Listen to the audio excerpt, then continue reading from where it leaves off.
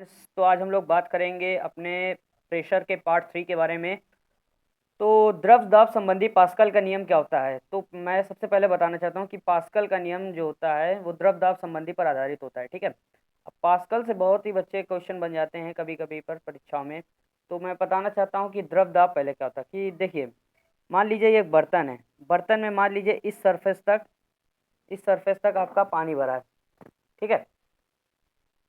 तो ये जो बाकायदे इस जो आपका बकेट है, इस पर जो होता है पूछ लेता है क्या इस पर समान रूप से दाब डाल रहा है। तो हाँ, आप लोग ये कह सकते हैं कि जिस नीचे से लेकर जिस तली तक भी भरा है उस पर समान रूप से दाब डाल रहा है। यही पास्कल का नियम कहलाता है। मतलब सभी जगह पर समान रूप से दबाव डालना ही पास्कल का नियम होता है। ठीक है। अब पास्कल के नियम पर आधारित कुछ यंत्र, हाइड्रोलिक लिफ्ट, हाइड्रोलिक प्रेस और हाइड्रोलिक ब्रेक, पेपर में पूछ लेता है कि पास्कल का नियम किस पर आधारित है। हाइड्रोलिक लिफ्ट, इस तरह से क्वेश्चन दिया रहता है तो आप लोग देख लीजिए।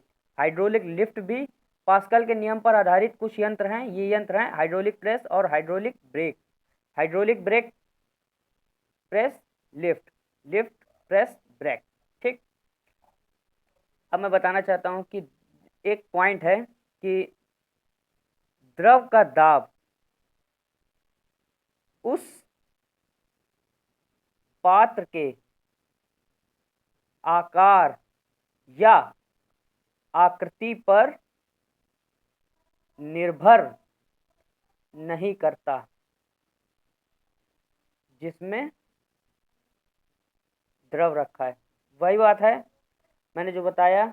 ये जो बकेट है, इस पर जो पानी भरा है, अगर पूछ ले द्रव का दाब उस पात्र के आकार, मतलब इस बर्तन का आकार कैसा है, कुछ मतलब नहीं, हमें इससे कोई मतलब नहीं है।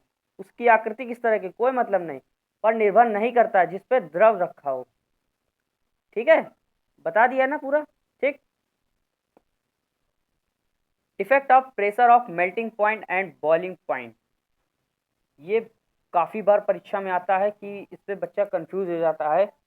तो मैं आज आपको इसको पूरी तरीके से अच्छे तरीके से डिस्कस कराऊंगा कि इफेक्ट ऑन प्रेशर होता क्या है। तो सबसे पहले मैं बताना चाहता हूँ दाब का गलनांक पर प्रभाव। गलनांक होता है मेल्टिंग पॉइंट होता है। मैंने हिंदी में भी लिख दिया है और इंग्लिश में भी लिख दिया है। ठीक है। ये लिखा है दाब का गलनांक पर प्रभाव, effect on pressure in melting point. ठीक। सबसे पहले मान लीजिए आपके पास बर्फ़ है। ठीक है, बर्फ़ है। आपके घर में एक नया नया क्या बोलते हैं फ्रिज आया। आप बहुत ही जोशीले बंदे हैं, तुरंत गए गिलास में पानी भरा, खट्टे से इसमें घुसोड़ दिया। ठीक। घुसोड़ने के बाद बर्फ़ बन गई। 2-3 घंटे बाद आपने उस अब ये डिपेंड आप पे करता है कि आपने उस फ्रिज का टेम्परेचर कैसे रखा है। ठीक है। आपने गिलास में बर्फ़ ले लिया, उसको लेके आप बढ़िया आए बाहर, रखा कि अब मैं तो भैया ठंडा पानी पीऊँगा, गर्मी का मौसम भी वैसे चल रहा है। तो आपने देखा क्या, फिर आपको मम्मी ने क्या कह दिया कि बेटा ये काम कर लो। तो भैया आप वो काम करने चले गए और आपकी ये बर्फ़ क्या हो गई भैया, पिघल गई। पिघल गई ना, पिघल गई ना। तो पिघलने पर जिनका आयतन पिघलने पर जिनका आयतन घट जाता है, घट जाता है। देखिए मेरे पॉइंट को समझिएगा। पिघलने पर जिनका आयतन घट जाता है, दाब बढ़ाने पर उनका गलनांक भी कम हो जाता है। प्रेशर बढ़ाओगे तो मेल्टिंग पॉइंट कम हो जाएगा। बर्फ़ है, बर्फ़ पिघलेगी, उसका आयतन क्या होगा, घट जाएगा। तो लेकिन अगर तुम तुरंत ही दाब बढ़ा दिया तो उसका गलनांक भी कम हो जाएगा। मोम इसी प्रकार, मोम और घी दोनों एक ही चीज़ होते हैं। मोम में क्या होता है कि अगर प्रेशर को तुम बढ़ाते हो तो मेल्टिंग पॉइंट भी क्या होता है, बढ़ जाएगा। मेल्टिंग पॉइंट भी बढ़ जाता है।